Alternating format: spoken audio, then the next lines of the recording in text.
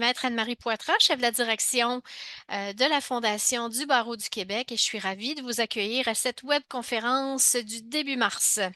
Alors, pour cette formation, nous avons le plaisir d'accueillir la professeure Myriam Cohen, une amie de Fondation depuis déjà quelques temps déjà, hein? C'est ainsi C'est que vrai, je vous oui. présente.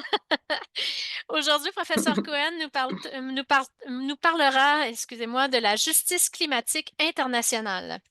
Récemment, les tribunaux internationaux et régionaux ont été saisis afin de clarifier les droits et les obligations des États par rapport au changement climatique.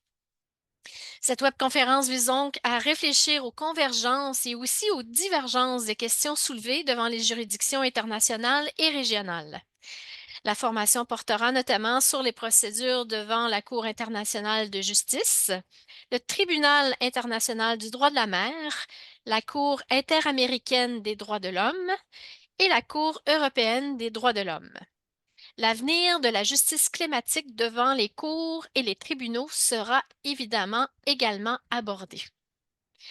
Comme vous le savez, les revenus des formations soutiennent nos deux piliers de mission que sont soit de contribuer à l'avancement du droit et le soutien à une relève juridique diversifiée pour une société plus juste. Également, je tiens aussi à remercier le CAGE, qui est notre précieux partenaire pour une quatrième année consécutive de nos Midi Web conférences. Comme vous le savez, le CAGE est une source incontournable d'information et de diffusion du savoir juridique qui est accessible à tous les juristes au Québec. Quelques précisions d'usage pour la conférence. Donc, les questions seront à la fin de la présentation du professeur Cohen. Vous utiliserez à ce moment-là le question-réponse en bas de l'écran. Vous recevrez aussi par courriel l'attestation et la présentation PowerPoint du professeur Cohen.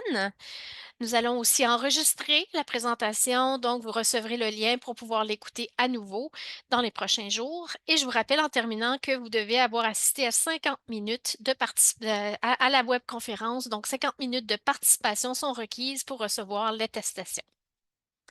Alors, rapidement, je vous présente professeur Cohen. Donc, Myriam Cohen est professeure agrégée à la Faculté de droit de l'Université de Montréal et titulaire de la chaire de recherche du Canada sur les droits humains et la justice réparatrice internationale.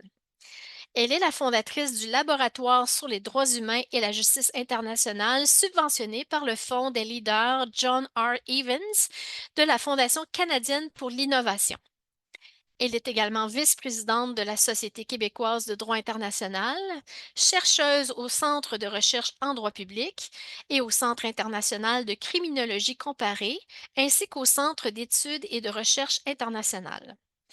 La professeure Cohen est aussi l'auteur du livre Realizing Reparative Justice for International Crimes, From Theory to Practice, publié en 2020 par la Cambridge University Press, pour lequel Maître Cohen ou professeur Cohen, vous avez gagné le prix du meilleur nouvel auteur du concours juridique annuel de la Fondation en 2022.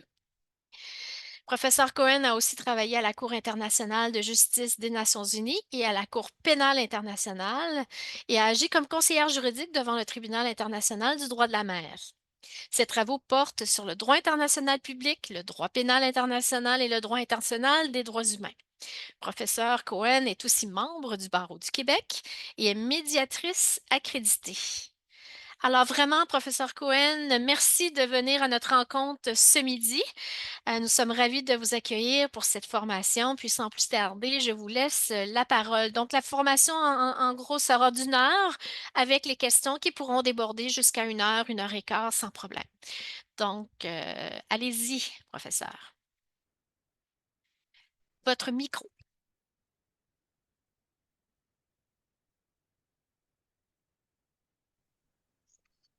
Super.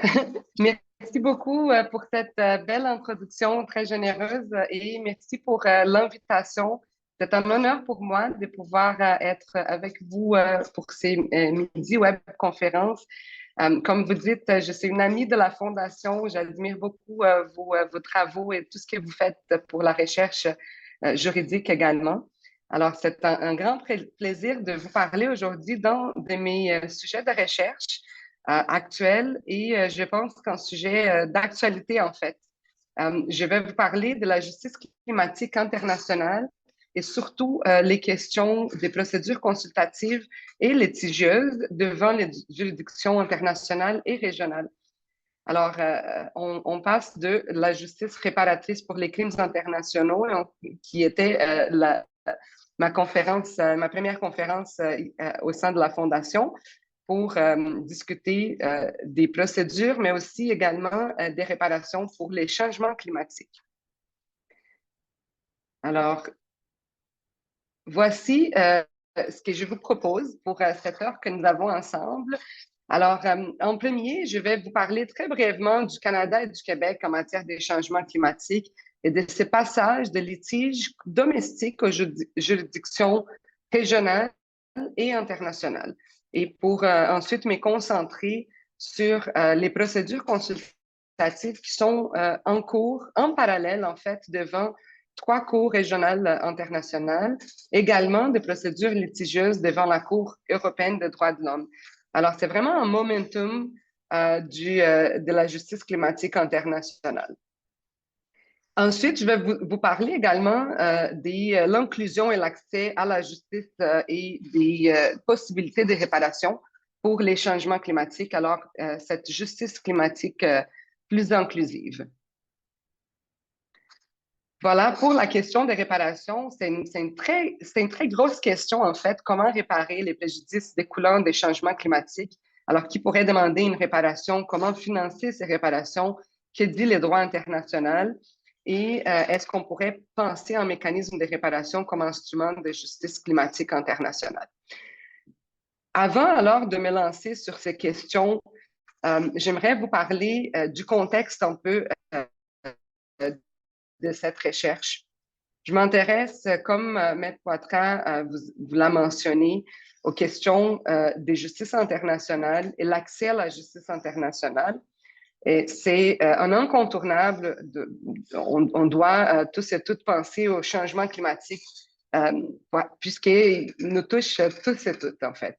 Et c'est incontournable de penser à la justice internationale en lien avec les changements climatiques, surtout dans un moment où nous avons 3 procédures consultatives devant ces cours-là. Certaines de ces procédures ont pris un peu de temps pour arriver devant chaque cours, mais en ce moment, on est en attente des différents avis consultatifs. Alors, c'est dans ce contexte-là que je me suis penchée sur ces questions et mes recherches visent à déterminer si une approche plus inclusive des procédures internationales est nécessaire pour élever les défis posés par les changements climatiques. Et je m'intéresse beaucoup par des questions des réparations pour les violations en masse des droits humains et les changements climatiques, d'une certaine manière, posent plusieurs violations du droit international des droits humains. Alors, comment réparer les, les dommages qui sont causés par les changements climatiques est une des sous-questions de cette recherche plus large. Alors, je pense à cette justice climatique grâce aux procédures consultatives qui sont en cours. Vous allez voir dans les cadres de la présentation qu'il y a une certaine évolution des procédures au niveau domestique, au niveau national, dans différents pays, à des procédures internationales. Et maintenant, on peut commencer à parler d'une certaine justice climatique internationale. Et quels sont les éléments de cette justice climatique? Alors, je vais vous en parler un petit peu du contexte de chaque avis consultatif, mais aussi des éléments de la justice climatique internationale étant la participation dans les processus et également les possibilités de réparation, même si c'est encore très tôt dans ces processus de parler de réparation. Mais nous allons quand même réfléchir ensemble. Alors, juste pour un peu de contexte, le Canada et les changements climatiques, il y a l'idée, cette initiative canadienne de faire progresser nos connaissances pour agir et l'évaluation nationale de la manière dont et pourquoi les climats du Canada changent, les impacts de ces changements sur nos communautés. Alors, juste une citation que je vous ai mise ici sur les diapositives du gouvernement du Canada. et certaines références, sources de références utiles que vous pouvez regarder plus tard avec les hyperliens. Je vais vous faire parvenir avec plaisir les diapositives. Alors, certains litiges relatifs au changement climatique qui portent sur contraindre les gouvernements à agir, les litiges visant à modifier les actions, approbations ou décisions du gouvernement liés au manquement à adapter les infrastructures. Et on peut penser aux litiges concernant les changements climatiques d'une manière très large, d'une manière un peu plus concentrée. D'une manière très large, ça vise plusieurs litiges qui ont une incidence sur l'environnement et peut-être une incidence plus indirecte sur les changements climatiques. D'une manière plus axée, concentrée, c'est vraiment des litiges qui existent dans plusieurs pays sur, proprement dit, les changements climatiques. Alors, contre les secteurs privés, responsabilité potentielle en matière de divulgation, litiges potentiels liés au manquement à adapter les infrastructures, litiges portant sur la responsabilité des entreprises en matière de changements climatiques. Alors, je vous donne juste certains exemples des litiges qui peuvent exister, et le Canada étant un exemple, mais il y a aussi d'autres litiges dans d'autres pays qui sont en cours en ce moment. Ici, juste un petit peu la majorité, une citation, la majorité des litiges relatifs au changement climatique dans le monde impliquent les gouvernements et leurs organismes en tant que défendeurs. Et les litiges au Canada ne font pas exception.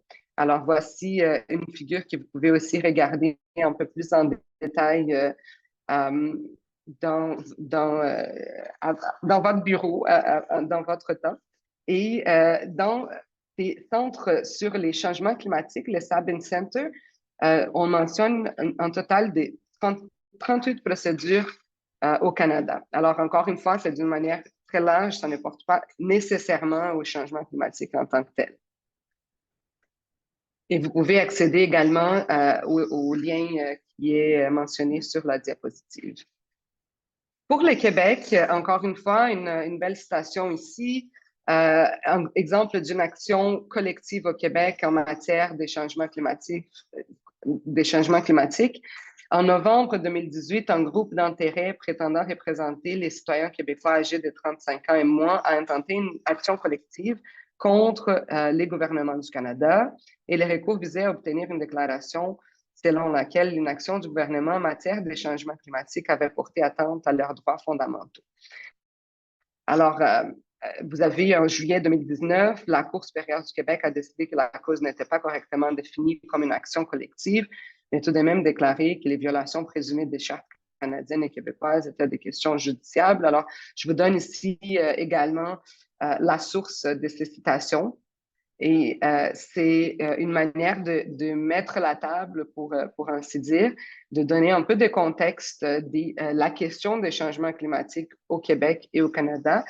Pour les prochaines diapositives, je vais vous montrer aussi des graphiques sur les différents litiges qui existent dans d'autres juridictions. Alors, si on passe du Canada et du Québec, et on fait ces passages-là, des litiges domestiques aux juridictions régionales et internationales, nous pouvons mentionner une citation des Nations unies qui nous mentionne que les contentieux qui sont liés au climat offrent une solution d'avant-garde pour insuffler une nouvelle dynamique à la lutte contre les changements climatiques.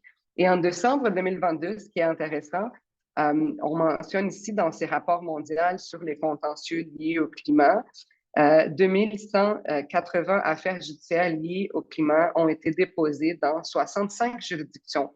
Alors, on voit qu'il y a eu toute une phase, une explosion, en fait, des litiges nationaux en contentieux liés au changement climatique, et c'est dans plusieurs États, dans plusieurs pays. Alors, ici, on mentionne 65 juridictions, y compris auprès des cours internationales et régionales, des tribunaux, organismes, cases judiciaires et d'autres organes juridictionnels tels que les procédures spéciales des Nations unies et les tribunaux d'arbitrage. Alors, je vais aujourd'hui, étant donné que j'ai une heure pour pour la présentation, pour la webconférence, je vais me concentrer sur les procédures consultatives.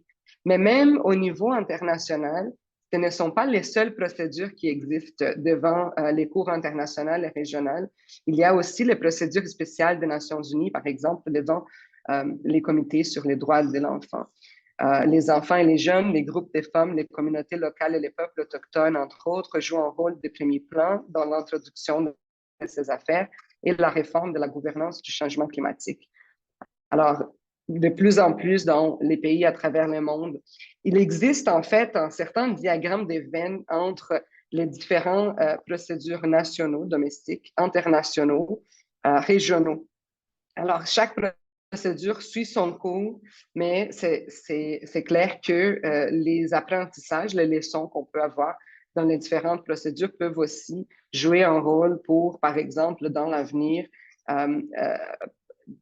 soutenir certaines affaires nationales, par exemple. Et c'est un point que je vais vous mentionner plus tard en discutant les différentes affaires devant ces cours internationales et régionales. Alors ici, je vais passer un peu plus rapidement sur les différents graphiques. Alors, les rapports mondiaux de l'ONU sur les contentieux liés au climat, l'examen de la situation en 2023, vous avez les juridictions, et les numéros, en chiffres en fait, les nombres total des affaires qui ont augmenté, puis ensuite aussi dans quelle partie du monde également, et aux États-Unis. Encore une fois, un autre graphique qui nous montre où sont ces affaires par juridiction. Alors, beaucoup d'affaires dans le cadre des litiges du contentieux aux États-Unis, mais également dans le cadre de plusieurs autres juridictions, en Allemagne, par exemple, au Brésil, en Inde, au Mexique.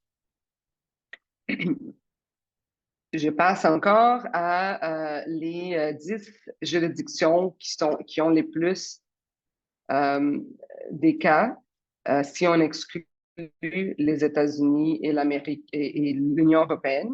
Alors, on a certaines affaires en Australie, au Royaume-Uni, au Canada, en Allemagne, au Brésil. Et le rapport peut donner un peu plus de détails sur chacun de ces affaires-là. Mon but ici, c'est vraiment de vous montrer les contextes plus globaux de la justice climatique. Alors, de vous laisser cette impression qu'il y a des affaires nationaux, des affaires régionaux, des affaires internationaux, et ce, dans plusieurs États à travers la planète.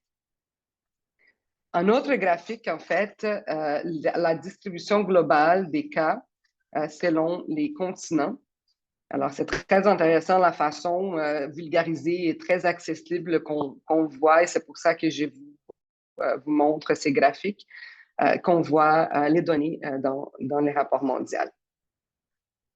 Et les derniers graphiques, les passages de ces litiges domestiques aux juridictions régionales et internationales. Alors, plusieurs différentes affaires qui, comme je vous ai dit, on peut penser à la justice climatique d'une manière plus large et changement climatique d'une manière plus large qui est simplement une affaire contre un État sur l'émission des gaz d'effet de serre. On peut penser aussi, par exemple, au lien entre les droits humains et les changements climatiques, entre les crimes environnementaux et les changements climatiques, et ainsi de suite. Alors, je vais maintenant aborder un peu les cœurs de ma présentation, qui est la participation à ces trois différentes procédures. Alors, je vous raconte un petit peu les trois procédures consultatives qui existent, eux, et les procédures litigieuses font partie d'une quatrième cour. En parallèle, trois cours internationales et régionales sont saisies par des avis consultatifs. La première étant le Tribunal international pour les droits de la mer, qui est situé à Hambourg, qui a une juridiction spécialisée sur les questions de droit de la mer, mais qui a été saisie pour un avis consultatif concernant les changements climatiques en général, avec une question spécifique qui touche au droit de la mer et la protection de l'environnement marin. Également, une cour internationale, la Cour internationale de justice, a aussi été saisie par une demande d'avis consultatif sur la responsabilité des États concernant les changements climatiques. Et une troisième cour, cette fois-ci une cour régionale, la Cour interaméricaine des droits de l'homme, qui est située à San José, au Costa Rica, a été saisie par deux États pour encore une fois, une demande d'avis consultatif. Alors, pour donner un avis consultatif sur plusieurs questions liées aux droits humains et concernant les changements climatiques, l'impact des changements climatiques sur les droits humains. Excusez-moi. C'est que je m'intéresse, la question qui m'intéresse beaucoup dans ces procédures est la question de la participation. Alors, un avis consultatif, comme vous le savez, n'est pas contraignant. Ces cours-là donnent un avis concernant la question qui a été posée. Excusez-moi. Et la participation est, d'une certaine façon, un accès à la justice internationale. Puisque si on a une grande participation, on peut penser à une justice plus inclusive. Qui peut participer de chaque procédure? Ça dépend des règles de chaque cour. Alors, on a un éventail des règles devant la Cour interaméricaine que nous allons regarder ensemble ou étudier ensemble maintenant. Il y a une large possibilité de participation. Alors, l'invitation des soumissions est faite par la Cour elle-même. Ça peut aller des États, alors des pays, jusqu'à des organisations internationales, des institutions comme des institutions académiques et même des individus qui peuvent soumettre une observation écrite, des observations écrites à la Cour et peuvent même participer aux audiences publiques. Alors, la Cour interaméricaine est celle qui offre une possibilité d'une plus large participation. Et vous allez voir que de cette participation à la Cour interaméricaine à la participation qui est prévue pour la Cour internationale de justice, il y a une grande différence de qui peut participer, qui peut avoir accès à ces procédures-là. Alors, invitation de soumission par la Cour interaméricaine, les parties intéressées peuvent être invitées ou autorisées par la présidence à présenter des observations écrites sur la ou les questions posées à la Cour. Et ça, c'est pour les avis consultatifs en général. Ce n'est pas une procédure spécifique pour les changements climatiques, mais c'était incroyable de voir, c'est très récent qu'on a pu accéder à la participation, alors aux soumissions, aux observations écrites, aux amicus curiae qui ont été soumis. C'est plus de 200 amicus, observations écrites qui ont été soumises à la Cour. Selon, encore une fois, les règles de la Cour, c'est toute personne ou institution qui peut présenter en mémoire d'amicus curiae. Et la Cour réglemente divers aspects de cette forme de participation, alors qui peut participer, la forme de la soumission, les moments où elle doit être soumise, et ensuite la participation à la plaidoirie orale, alors devant les juges de la Cour. Si on passe maintenant aux questions de cette Cour, je peux vous mentionner, devant cette Cour, je peux vous mentionner deux avis consultatifs. Celui qui est pendant en ce moment, qui est en cours, en cause la question qui est posée, les États ont-ils des obligations spécifiques pour faire face aux urgences climatiques dans le cadre du système interaméricain de droits de l'homme? Ça a été une demande d'avis consultatif conjointe du Chili et de la Colombie. Mais ce n'est pas une affaire contentieuse entre ces États. Et il y a plusieurs questions qui sont abordées. Alors, c'est une question, je vous donne la thématique plus générale, mais il y a plusieurs questions qui sont abordées par cette demande d'avis consultatif. Alors, les obligations étatiques pour prévenir et garantir les droits humains face aux urgences climatiques, les obligations étatiques de préserver les droits à la vie face à l'urgence climatique, les obligations en vertu des articles 1, 4, 5, 11, 19 de la Convention américaine concernant les droits des enfants à accéder à la justice et plusieurs autres questions. Par exemple, également, les obligations étatiques concernant l'accès à la justice pour une protection et une réparation adéquate des droits affectés par l'urgence climatique. Chaque procédure devant ces cours-là a son propre calendrier, alors ce n'est pas très facile de savoir qui aura un avis consultatif en premier. Tout semble indiquer que ce sera le tribunal international pour les droits de la mer, puisque les audiences publiques ont déjà eu lieu l'automne dernier. Alors, la Cour est en délibération, le tribunal est en délibération en ce moment, mais il n'y a pas encore de date précise. La deuxième procédure que je vous mentionne est une procédure qui a déjà eu lieu, qui a été décidée concernant aussi ces liens entre les droits humains et les droits à un environnement sain comme forme de droits humains. Alors, c'est un avis consultatif que je vous invite à lire, qui est très intéressant et quand même précurseur des procédures sur les changements climatiques qui ont lieu en ce moment. Alors, je passe très rapidement, juste pour une question un peu de compléter les tours des cours régionales et internationales. La Cour européenne a également eu et a en ce moment des affaires concernant les changements climatiques. Et je vous note ici certaines affaires qui, en cause, peuvent être une façon de voir les changements climatiques, comme je vous ai dit tantôt, d'une manière plus large. Alors, si on prend, par exemple, l'affaire 6 des Conto versus Italie, en cause, c'est la question des jeunes qui ont déposé une plainte pour violation des droits humains à l'encontre des 33 gouvernements sans nécessairement discuter de la question des changements climatiques. Pour les numéro 12, qui est une affaire plus récente également, Duarte Agostinho, qui est une affaire qui est très connue aussi dans la matière des changements climatiques, c'est aussi contre des gouvernements. Alors, la différence avec les procédures, les trois procédures consultatives, c'est qu'ici, on a des procédures contentieuses, alors que les procédures consultatives, comme je dis, ce n'est pas des procédures qui sont contraignantes, qui sont obligatoires, mais malgré tout, ce sont des avis qui ont en poids une légitimité très grande qui auront sans doute, à mon avis, une influence, un impact dans les développements de la justice climatique et dans le développement en clarifiant les obligations des États et les droits en cause dans les questions des changements climatiques.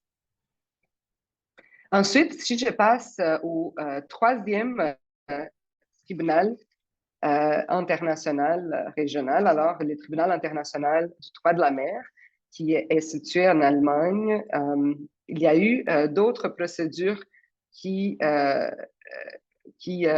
discutaient des questions un peu liées au changement climatique, mais la procédure qui est très pertinente pour nos fins, c'est la procédure pendante en ce moment, qui a été intentée par la Commission des petits États insulaires sur les changements climatiques et les droits internationaux.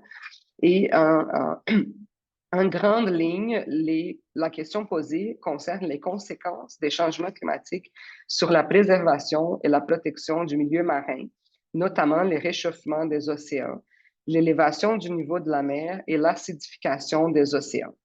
Alors, c'est en cours en ce moment et il y a eu une grande participation des États parties, également les organisations internationales.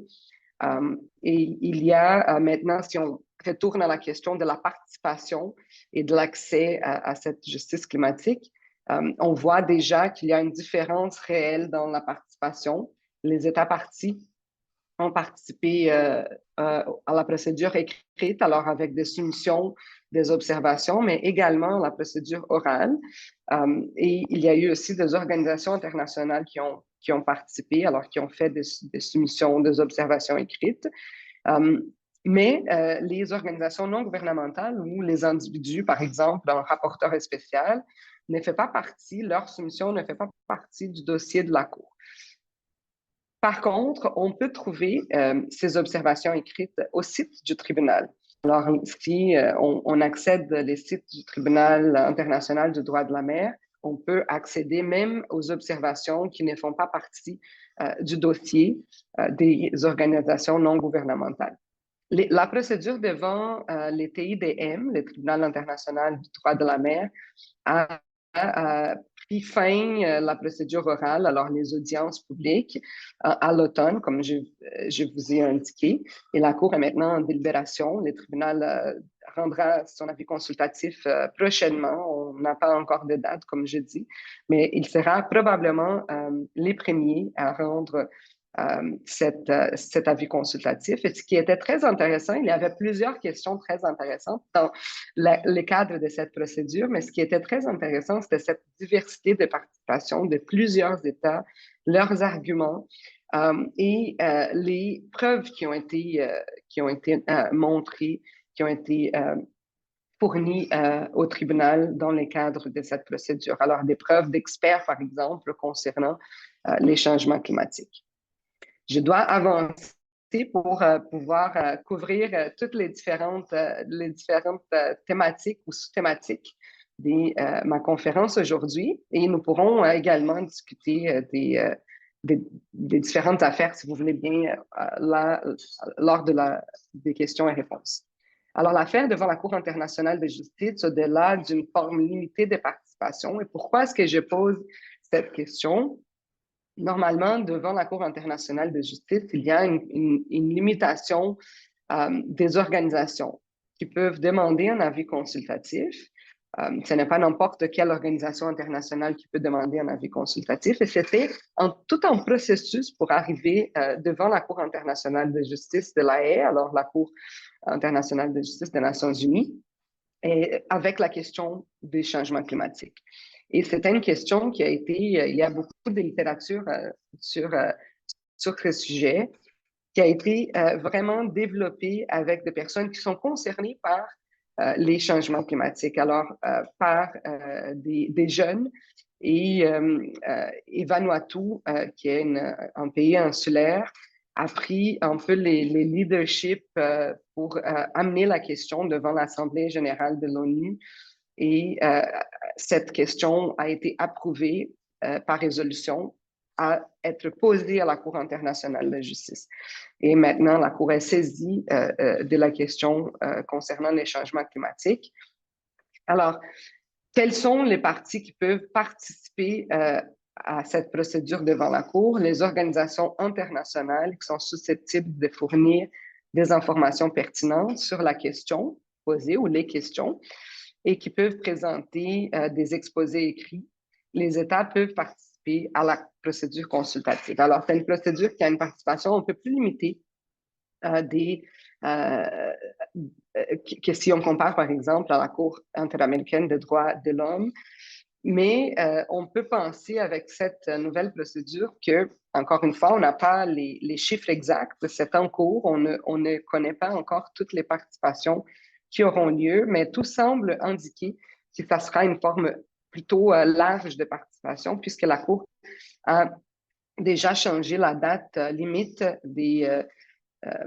pour la soumission des exposés écrits afin de donner un peu plus de temps. Alors, ça nous semble indiquer qu'il y aura une participation quand même large, surtout des États du Sud global et les États qui sont très affectés par les changements climatiques. Alors, c'est aussi pertinent de mentionner que la procédure 12, qui a été adoptée en 2004, indique que les mémoires soumis par d'autres parties, par exemple les organisations non gouvernementales, il y en a plusieurs qui font un travail très pertinent, important concernant les changements climatiques, mais ces exposés écrits ne font pas partie, selon la procédure de la Cour, du dossier de la Cour, du dossier officiel de la Cour pour cette affaire-là. Et, je cite, « Elles sont placées dans une salle du Palais de la Paix désignée à cet effet. » Mais les parties peuvent s'y référer et les juges peuvent s'y référer également. Alors, les observations sont accueillies Mais les partis, par exemple, les organisations non gouvernementales, ne font pas partie des audiences publiques, ne peuvent pas participer aux audiences publiques. Alors, j'ai mené des recherches, je m'intéresse beaucoup par la procédure de la Cour internationale de justice, ayant travaillé comme juriste adjointe à la Cour. Plusieurs de mes recherches portent sur la procédure et sur les différentes affaires qui sont portées devant la Cour. Et dans mes recherches passées dans le cadre de la jurisprudence consultative de la Cour, on voit qu'il y a une participation quand même limitée par d'autres participants que les États et les organisations internationales. Alors, cette participation informelle est quand même limitée et probablement en raison du fait que ces participants ne font pas partie des participants formels devant la Cour, ne peuvent pas participer aux audiences. Mais peut-être avec l'affaire concernant les changements climatiques, on aura une participation plus étendue, comme je vous ai mentionné. Alors, qu'est-ce qui est en cause dans cette procédure devant la Cour? Les États ont-ils des obligations spécifiques en vertu du droit international pour prévenir et corriger les effets néfastes du changement climatique afin de protéger les systèmes climatiques ainsi que les générations actuelles et futures? Et je vous donne ici les 29 mars 2023. L'Assemblée générale des Nations unies a adopté la résolution demandant un avis consultatif à la Cour internationale de justice sur les obligations des États en matière de changement climatique. Et l'initiative, comme je vous ai mentionné, a été largement menée, en tout cas au début, par les gouvernements des Vanuatu. Alors, pourquoi est-ce que je m'intéresse, si on passe vers les questions un peu plus de discussions théoriques, pourquoi est-ce que je m'intéresse à une justice internationale plus inclusive? C'est très fascinant de voir comment ces trois procédures qui sont en cause en parallèle ont des règles différentes de participation, des questions qui ont été posées, comme vous avez vu, j'ai paraphrasé très largement les questions pour ne pas vous lire toutes les questions qui ont été posées, mais vous pouvez voir que ce sont des thématiques convergentes. Alors, ça porte sur les changements climatiques et les conséquences des changements climatiques, mais aussi sur des thématiques plus spécifiques. Alors, devant la Cour internationale de justice, l'obligation des États, devant la Cour interaméricaine, plusieurs liens entre les changements climatiques et les droits humains, et plusieurs questions très spécifiques, particulières, et le tribunal international du droit de la mer, les liens avec l'environnement marin, par exemple. Mais j'espère, je pense que plusieurs personnes l'espèrent, qu'il y aura une certaine convergence aussi dans les avis consultatifs qui seront rendus. Ce qui m'intéresse aussi, c'est de voir la procédure en tant que telle. Alors, l'accès à cette justice climatique internationale, il y a une distinction très claire entre la participation qui existe devant une cour et une autre cour. Et il y a aussi une distinction à se faire entre une participation directe et indirecte. Alors, je vous ai mentionné déjà un petit peu la participation directe étant des soumissions écrites, par exemple, par un État, une organisation internationale. Une participation plus indirecte, ça peut être, par exemple, une participation d'une organisation qui est en collaboration avec une organisation internationale ou une organisation non gouvernementale devant la Cour internationale de justice, par exemple. Ça ne fait pas partie directe du dossier de l'affaire, mais on peut quand même participer d'une manière indirecte par une soumission qui sera accessible aux juges et aux parties. Quelle est la pertinence de ces procédures consultatives? Alors, il y a une urgence d'agir contre les changements climatiques et les conséquences intergénérationnelles des changements climatiques. Alors, un accès croissant à la fonction consultative pour la justice climatique. Et cette fonction consultative a certains avantages, en fait, puisqu'on n'a pas une affaire contentieuse qui est très limitée par la trame factuelle de l'affaire en question et qui est quand même limitée aux parties en litige. Ici, nous avons une procédure qui n'est pas obligatoire en tant que telle, mais qui donnera comme conséquence 3 avis consultatifs qui auront un poids majeur pour faire avancer la question des changements climatiques. Alors, on peut penser à plusieurs avancées de ces procédures. Par exemple, trancher certaines questions scientifiques. Par exemple, clarifier certaines questions qui sont posées lors des négociations sur les changements climatiques. Ça peut donner aussi lieu à un éventail de nouveaux cas, de nouvelles affaires nationales, comme on a vu, alors qu'on aura déjà une opinion, par exemple, de la Cour internationale de justice sur plusieurs questions très pertinentes. Les différents individus peuvent aller devant leurs tribunaux nationaux et porter des affaires avec les enseignements, les références de ces tribunaux.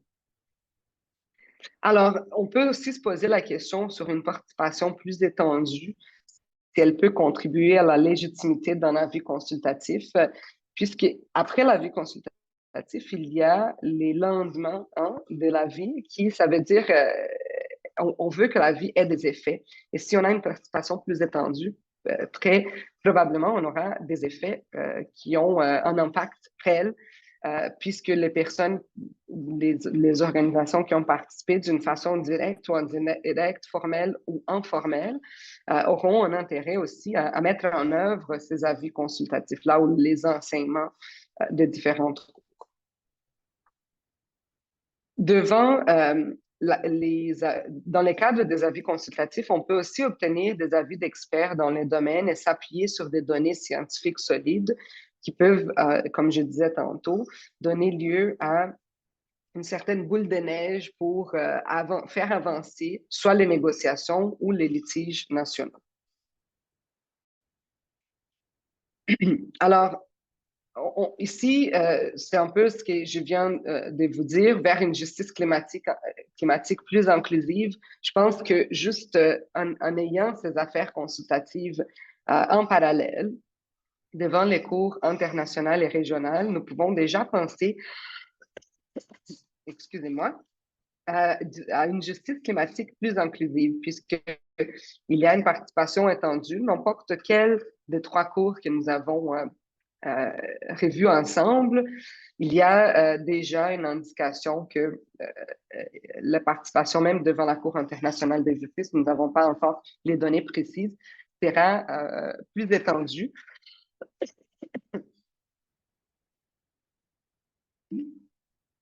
Et ici, on peut penser à cette idée d'une voie à double sens. Les participants peuvent informer la Cour des différents arguments. Elles peuvent amener des preuves d'experts ou preuves documentaires, mais leur participation aussi permet d'accéder à la justice internationale. Alors, certains pays qui ne sont pas des pays souvent devant la Cour internationale de justice, ils participent à la procédure consultative, mais c'est une façon d'accès à cette justice climatique internationale. Également, pour la Cour interaméricaine des droits de l'homme, si on regarde la liste des participants, c'est une façon de mieux informer, outiller la Cour, mais c'est aussi une façon pour les individus, les organisations, les États d'accéder à cette justice internationale. Je vous ai parlé de l'avantage de la mise en œuvre d'une participation plus large, alors comment donner effet à ces avis consultatifs. Et on peut penser aussi à certains obstacles d'une participation plus étendue, d'une justice climatique inclusive, surtout les obstacles plus logistiques. Alors, d'une organisation, d'une procédure, on verra bien avec l'organisation devant la Cour interaméricaine, comment la Cour organisera toutes les plaidoiries orales, par exemple, plus de 200 participations. Mais ce n'est pas un défi insurmontable. La Cour interaméricaine, notamment, a une expérience d'une participation très élargie, puis elle organise bien la participation des différents acteurs. La Cour internationale de justice également a plus récemment eu des procédures avec une participation très large de différents acteurs, de différents États. Puis l'organisation de la procédure a permis aux différents États de donner leur contribution. Alors, si on peut passer maintenant à la question des réparations pour les préjudices découlant des changements climatiques. Au tout début, je dois vous dire que c'est une question quand même très nouvelle. C'est une question qui est encore débattue, qui est encore dans les mains de ces cours-là à nous clarifier comment on peut songer à une réparation pour les préjudices climatiques. Alors ici, ce que je vous partage aujourd'hui, c'est des réflexions. C'est plus des questions que des réponses précises. On manque des jurisprudences spécifiques pour pouvoir dire voici ce que le droit international nous dit sur la question de réparation. Ce qu'on peut faire, c'est d'apprendre des leçons dans les cadres de réparation sur les violations des droits humains, par exemple. On a une jurisprudence très riche sur les réparations concernant les violations des droits humains devant la Cour interaméricaine des droits humains, par exemple. Alors, qui peut demander une réparation? On a les préjudices individuels, préjudices selon la perte économique. Il faut également penser qu'il y a une faible participation de personnes vulnérables aux négociations internationales. Et c'est pour ça que je m'intéresse beaucoup sur la question de la justice plus inclusive dans le cadre de ces avis consultatifs, parce que historiquement, dans les négociations, on ne voit pas une participation très étendue ou une négociation très inclusive avec toutes les personnes et également les organisations, les personnes vulnérables et les organisations qui font partie des organisations qui sont expertes en changement, sur la question des changements climatiques. Alors, comment accorder ces réparations? Il faut penser du cadre du droit international, devant quelle cour on peut aller pour demander des réparations. Devant les cours nationales, et probablement ça commencera les développements devant les cours nationales. C'est un autre cadre que d'aller devant la Cour interaméricaine ou la Cour européenne des droits de l'homme ou même la Cour internationale de justice. Il faut penser au cadre international étant où les États souvent participent à ces procédures. Alors, c'est des cas justement entre des individus et les États, par exemple. Il faut aussi penser aux formes de réparations qui sont appliquées au changement climatique. Quel type de réparation? Ce n'est pas nécessairement les mêmes types de réparations qui sont appliquées à la suite d'un crime international comme un crime de guerre ou d'une violation massive des droits humains. Est-ce qu'on passe vers une responsabilisation climatique? Ce qui est très intéressant de voir dans ce développement des questions devant les tribunaux, cours internationales et régionales, c'est des liens qu'on trace entre les changements climatiques, les droits à un environnement sain, les droits humains, l'environnement marin, la responsabilité des États. Comment est-ce qu'on peut tisser tous ces liens et voir des suites et vraiment songer à une vraie justice climatique? Est-ce que les sociétés privées sont également acteurs dans les cadres du droit international des changements climatiques? Alors, encore une fois, il faut penser au cadre du droit international. On ne peut pas aller devant la Cour internationale de justice contre une société privée, par exemple. On ne peut pas aller devant la Cour interaméricaine contre une société privée. Alors, si on veut penser à une responsabilisation des sociétés privées, non étatiques, alors nécessairement, on pense aux litiges domestiques. C'est pour ça qu'en préparant la présentation d'aujourd'hui, je me suis dit, je ne vais pas plonger tout de suite vers l'international, puisqu'il y a tout un développement du national à l'international et vice-versa. Il y aura probablement, quand on aura les avis consultatifs, ça va retourner vers les cours nationales. Il faut aussi reconnaître la communauté internationale, alors la communauté des États et comment est-ce qu'on peut arriver à une solution. Puis là, c'est une question que j'ai réfléchi souvent. Est-ce qu'il faut vraiment penser dans les cadres des réparations ou est-ce qu'il faut plutôt penser dans les cadres d'une collaboration entre les différents États, une collaboration au sein de la communauté internationale? Alors, certains États qui,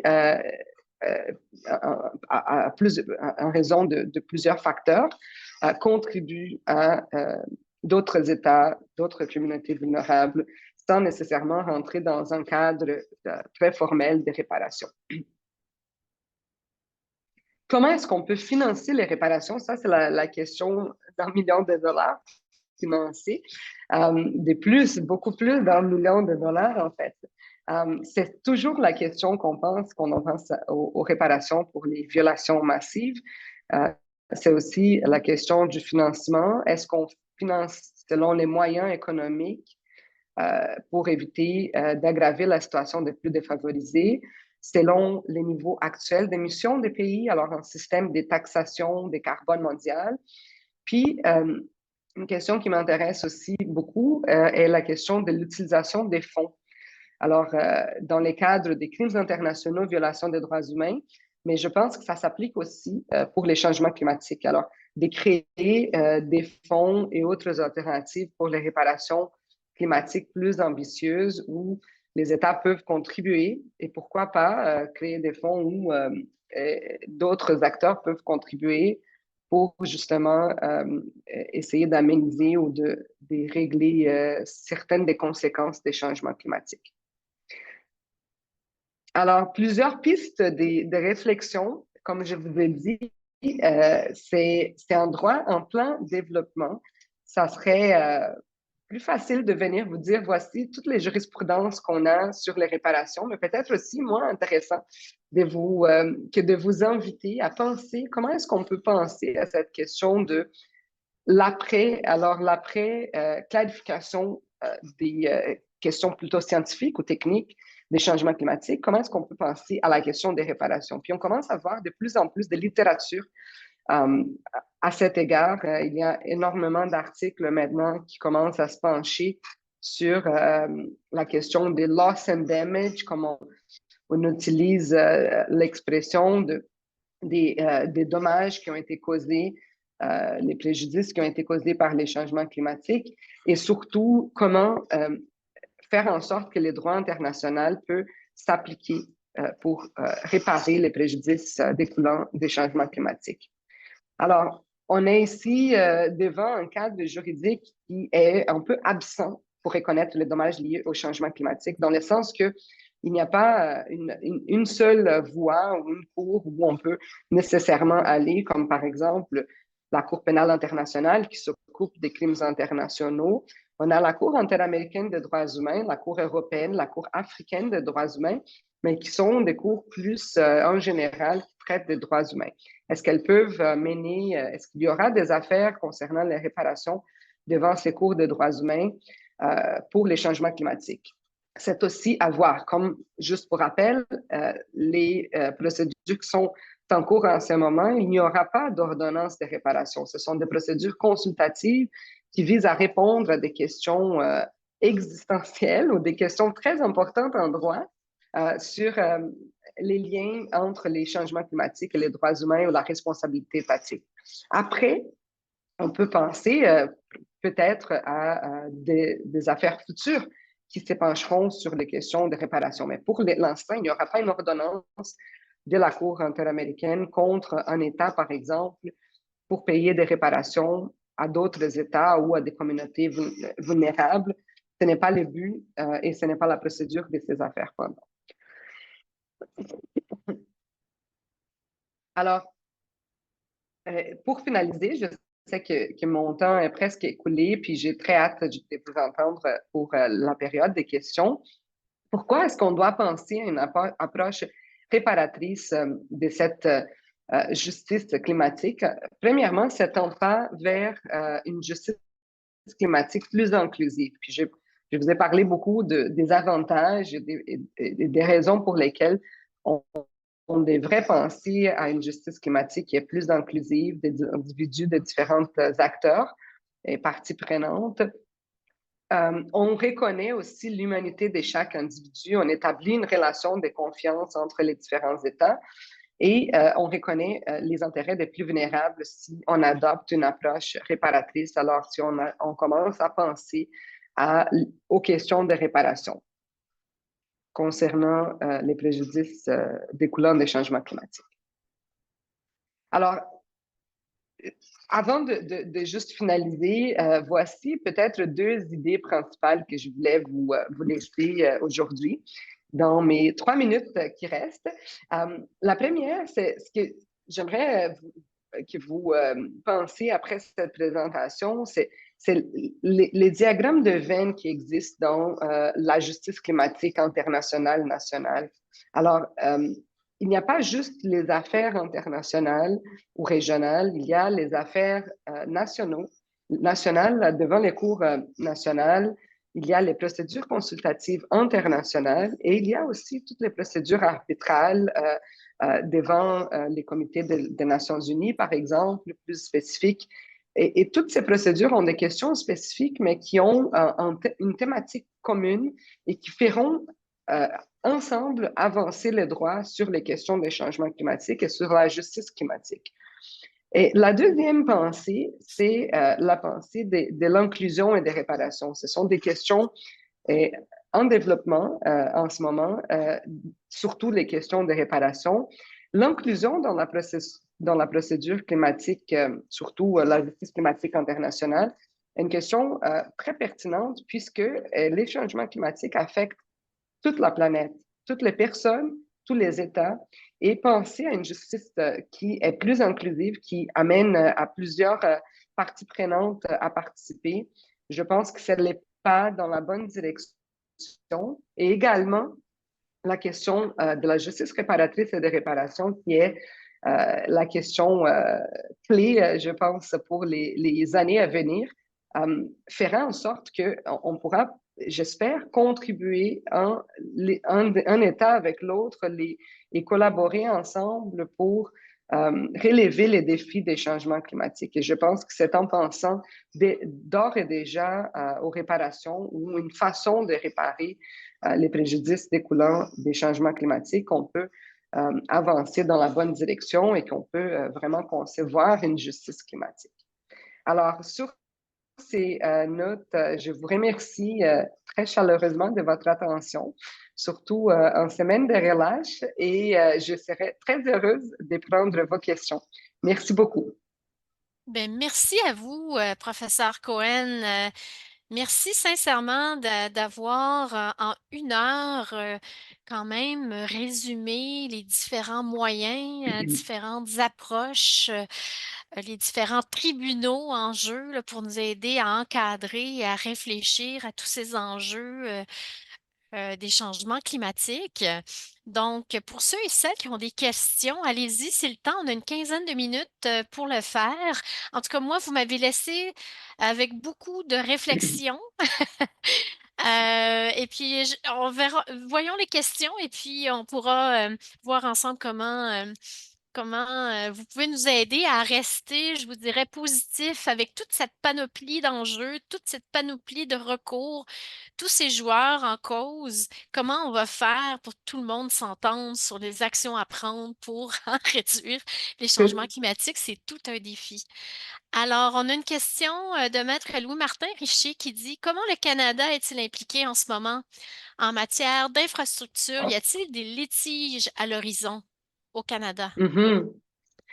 C'est très intéressant comme question, puis ça m'amène à aussi, je vais répondre à la question spécifique, mais à vous mentionner que les changements climatiques, comme vous le savez, c'est une question très, très complexe. Et puis, ce n'est pas juste dans les procédures judiciaires qu'on va pouvoir résoudre ces questions. Il y a beaucoup de négociations, et là, je vous mentionne déjà l'implication des pays comme le Canada dans les négociations est très, très importante. Puis, c'est pour ça que j'ai décidé de parler des litiges et des avis consultatifs, puisque l'un va avec l'autre. C'est peut-être dans les cadres de négociation qu'on peut arriver à une solution plus durable. Mais en participant dans les cadres des procédures, alors on n'a pas, comme je dis, on n'a pas encore la liste des participants devant la Cour internationale de justice. Mais si, par exemple, le Canada participe, il y aura ces observations écrites comme pour les autres États. Puis toutes ces observations écrites peuvent ensuite donner un peu des matériels pour les négociations. Puis c'est là qu'on ne peut pas penser dans une manière très insulaire pour la thématique du jour, mais dans une certaine façon de ne pas penser, mais il faut toujours aller vers les litiges ou les négociations, c'est l'un ou l'autre, ou même d'autres possibilités, par exemple des innovations scientifiques pour contrer, on ne pense pas à la responsabilisation, mais surtout à comment est-ce qu'on peut répondre à ces défis posés. Alors, il y a plusieurs façons d'aborder la question des changements climatiques, puis les litiges, les avis consultatifs, c'est une des façons qui peut aussi alimenter d'autres initiatives. Et moi, je pense que ça peut alimenter quand on aura des avis consultatifs qui iront trancher certaines questions scientifiques. Nous aurons là des autorités internationales sur une certaine question, par exemple, qui ensuite pourra être négociée. Alors, l'implication du Canada, à mon avis, est une implication quand même importante.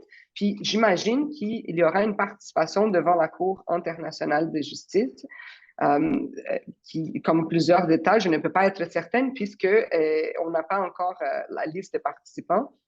Pour les litiges nationaux, vous avez dans les diapositives certaines sources que vous pouvez regarder également. Comme je dis, c'est d'une manière très large les changements climatiques. Peut-être que ça ne sera pas des litiges spécifiquement qui portent sur les changements climatiques, comme celui qu'on a regardé ensemble ici au Québec, mais on peut penser d'une manière plus large au changement climatique en vertu des environnements, droits humains et ainsi de suite.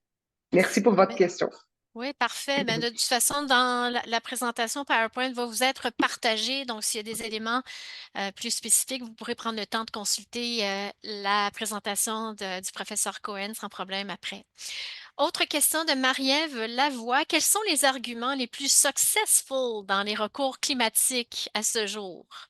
Est-ce qu'il y en a qui vous viennent, les arguments les plus porteurs? C'est très intéressant comme question, puis je vous invite à lire, il y a des résumés par le Sabin Center qui est mentionné dans les diapositives, des résumés, par exemple, des arguments qui ont été portés devant le Tribunal international du droit de la mer. Il y a beaucoup d'arguments sur la question des préjudices, des loss and damage, par exemple. Il y a aussi beaucoup d'arguments sur les preuves scientifiques. Parce que c'est ça la question aussi, c'est de prouver comment est-ce qu'on peut prouver les différents éléments des changements climatiques par preuves scientifiques. Il y a aussi des arguments, parce que ça dépend, je peux les mettre dans des catégories. C'est comme ça que je veux répondre à votre question très pertinente et intéressante. C'est que ça dépend de qui porte ces arguments, puis dans les cadres de quelles procédures. Alors, si on pense, par exemple, à la procédure du Tribunal international du droit de la mer, dépendamment de quel État était dans la boîte, là, dans la plaidoirie, on pourrait voir, par exemple, certains États insulaires qui sont très préoccupés par la question des changements climatiques. Alors, c'était déjà des arguments sur, par exemple, les effets des changements climatiques. Ça, c'est leur réalité, en fait. Alors, ça va dépendre de qui sont les États, les partis, en fait, qui portent des arguments. Mais je dirais que, je ne sais pas s'ils sont les plus successful ou plus porteurs, mais je dirais que les catégories sont certaines, comme je vous ai mentionné, et qui sont des questions, en fait, ouvertes. Alors, des questions qu'on doit encore trancher sur les preuves, sur comment on évalue les préjudices, les loss and damage et ainsi de suite. Je vois qu'il y a peut-être Parfait. d'autres questions. Ouais, donc je vais aller à la prochaine. Donc, Barbara Bedon nous demande que pensez-vous de l'initiative visant à inscrire le crime écocide dans le statut de la Cour pénale internationale? Oui, c'est une question aussi très Oui, d'actualité qui a fait couler beaucoup d'encre aussi, je dirais, dans la littérature. Mon avis personnel, c'est que c'est l'heure de le faire. Ça aurait dû déjà être fait. Peut-être, on peut l'argumenter, mais on voit que il y a une façon de penser les changements climatiques très anthropocène. Alors vraiment de quelles seront les conséquences pour les humains. Mais il y a des conséquences pour l'environnement, puis c'est un cycle, hein, parce que les conséquences pour l'environnement en tant que tel, pour la nature, a une conséquence très importante qui aura ensuite des conséquences pour les humains.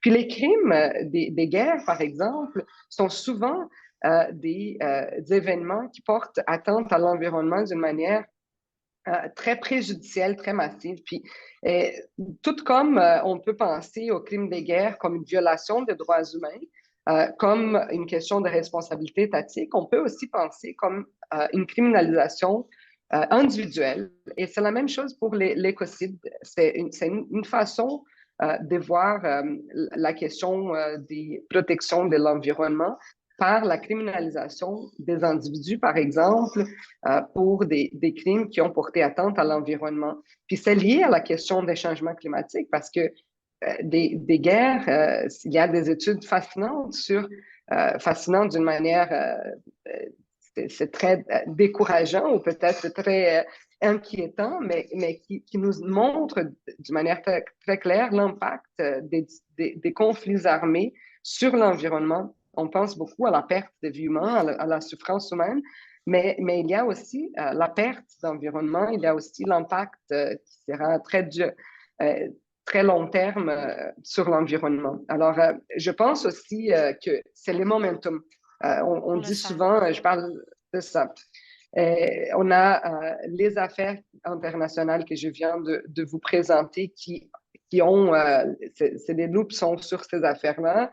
On porte beaucoup d'attention sur ces affaires, puis on est passé un peu du national local à l'international. Alors, c'est maintenant le moment de penser aussi à la question de l'écocide parce qu'on a ces momentum au niveau des litiges, des avis consultatifs sur les changements climatiques. C'est tellement C'est un intéressant. développement. Ben oui, c'est en développement, puis il faut pas lâcher hein, de pousser toujours un petit peu plus loin la réflexion. J'oserais vous demander en terminant, professeur Cohen, vous qui êtes une observatrice, même une contributrice privilégiée à tous ces débats, cette réflexion sur la justice climatique, est-ce que c'est une grande question, peut-être sans réponse, mais j'aurais le goût de vous demander, est-ce que vous êtes quand même optimiste par rapport à l'importance de continuer?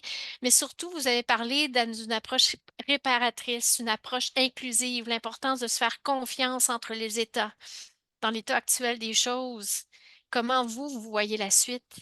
Est-ce qu'on peut rester optimiste? Est-ce Oui, qu'il y a de l'espoir? Est-ce que vous sentez qu'il y a vraiment un changement, une vague de fond cette fois-ci qui va nous permettre d'aller plus loin, d'aller plus vite et de vraiment prendre action? mais merci beaucoup pour cette question. C'est une très belle question pour terminer notre webconférence aussi, parce que ça fait un peu les tours. Je suis souvent, mes collègues me disent, mais tu es très optimiste, mais peut-être c'est aussi un peu la nature de chaque personne. C'est sûr que la situation est très inquiétante. Et puis, on ne doit pas, les changements climatiques, c'est réel, c'est très inquiétant. Et on n'a pas à nous dire que la Cour internationale de justice, la Cour interaméricaine va tout résoudre, va nous donner vraiment la solution pour toute question. Alors, les expectatives doivent être aussi mesurées. Mais je pense quand même, sans être trop optimiste, que c'est quand même positif d'avoir ces trois affaires parce qu'on aura une clarté sur plusieurs questions. Puis même si peut-être on n'aura pas toute la réponse dans ces avis consultatifs, on aura des munitions, on aura un peu plus d'énergie ou des matériels pour aller de l'avant, que ce soit dans les négociations ou dans les affaires nationales, par exemple, devant les cours nationales, avec ces avis légitimes des cours internationales. Alors ça, c'est un développement positif. Puis l'effet qu'on a de plus en plus un intérêt par ces questions, c'est aussi un développement positif. C'est une question qui touche aux nouvelles générations. Puis on voit avec l'exemple de la Cour internationale de justice, ça a commencé avec les nouvelles, avec les jeunes qui ont commencé tout un mouvement qui est allé jusqu'à, puis il y a des articles très intéressants qui parlent de ces parcours-là, des jeunes qui sont allés jusqu'à l'Assemblée des Nations Unies pour amener cette cour devant la Cour internationale, cette cause devant la Cour internationale de justice. Alors, cette mobilisation est aussi une mobilisation très positive. Est-ce qu'on peut retourner vers l'arrière il y a 50 ans, puis de faire ce qu'on a déjà fait? Non, mais il faut penser collectivement comment est-ce qu'on peut mieux s'en sortir, comment est-ce qu'on peut régler cette question. Et c'est pour ça que les réparations, c'est une façon aussi de voir.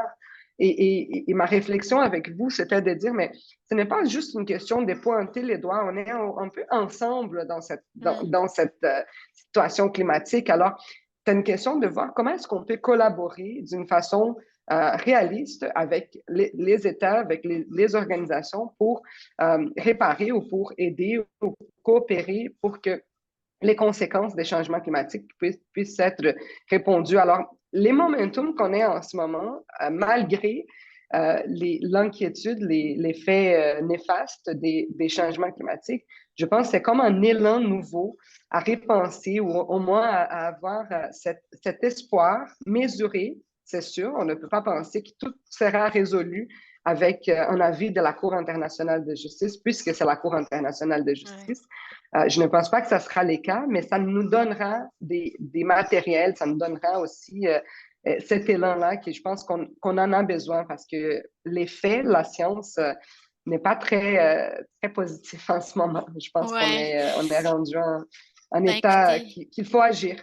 il faut agir, puis il faut aussi savoir que c'est avec notre relève, hein, de toutes les prochaines générations Mhm. qui vont vraiment nous amener à forcer, hein, cette évolution-là, vraiment nécessaire. Donc, encore une fois, merci, professeur Cohen. C'est toujours un plaisir de vous entendre. Et puis, on a de quoi être fiers d'avoir parmi nos chercheurs et nos juristes au Québec des gens comme vous qui participez à la réflexion internationale sur des sujets tellement importants comme les changements climatiques. Donc, bravo à vous, tout ce temps que vous mettez à faire avancer le droit, hein, qui est un de nos piliers de mission, hein, à la Fondation, l'avancement du droit qu'on a à cœur. Donc, merci encore. Et pour ceux qui sont encore présents, laissez-moi vous parler une minute ou deux de notre soirée droit et théâtre que la Fondation du barreau du Québec organise avec le théâtre Jean Duceppe le 7 mai prochain. La pièce de théâtre qui va être à l'affiche est inspirée du livre écrit par Jean-Philippe Barry-Guerrard. C'est la pièce Royale, donc un fameux livre qui a été écrit et qui met en scène des étudiants de l'Université de Montréal, professeur Cohen, Mhm. et qui aborde le sujet de l'anxiété et de la détresse psychologique des étudiants en droit. Donc, la communauté juridique va être invitée à se joindre à nous pour signifier l'importance de s'occuper de la santé mentale et à notre bien-être physique et psychologique à tous, et surtout celle de nos plus jeunes, des plus jeunes d'entre nous, les jeunes générations de juristes. Alors, la billetterie est déjà ouverte sur notre nouveau site web de la Fondation. Si vous n'êtes pas allé le visiter, je vous invite à y aller. Nouveau site avec beaucoup de couleurs, de la bonne information. Et pour assister à la soirée, vous pouvez acheter les billets sur notre site, 75 le prix du billet. C'est tous des billets qui seront dans la catégorie A, en avant de la scène, au centre, réservés aux invités de la Fondation. Et pour cet événement, la Fondation ne cherche pas à faire des profits, mais plutôt redonner aux suivants. Et on est allé chercher la collaboration de tous les jeunes barreaux du Québec pour diffuser l'information dans leur réseau et inviter les jeunes juristes, les stagiaires à venir écouter la pièce avec nous. Et on a quelques partenaires, évidemment, comme le Cage Gallagher, qui est une grande firme de soutien, de conseils stratégiques en assurance, gestion des risques, santé, bien-être, qui est un de nos partenaires pour cet événement-là. et excellents juristes comptables aussi qui ont accepté de nous donner un petit coup de main pour l'organisation de la soirée. Mais cela dit, venez en grand nombre, c'est important qu'on s'occupe de nos jeunes générations et puis qu'on soit tous ensemble à faire en sorte que le message soit clair. Oui, la performance, mais la santé, bien-être physique, intelligent et mentale est aussi importante pour les jeunes générations. Alors, merci à tous. Je vous souhaite une excellente fin de journée, puis on se revoit à une prochaine webconférence.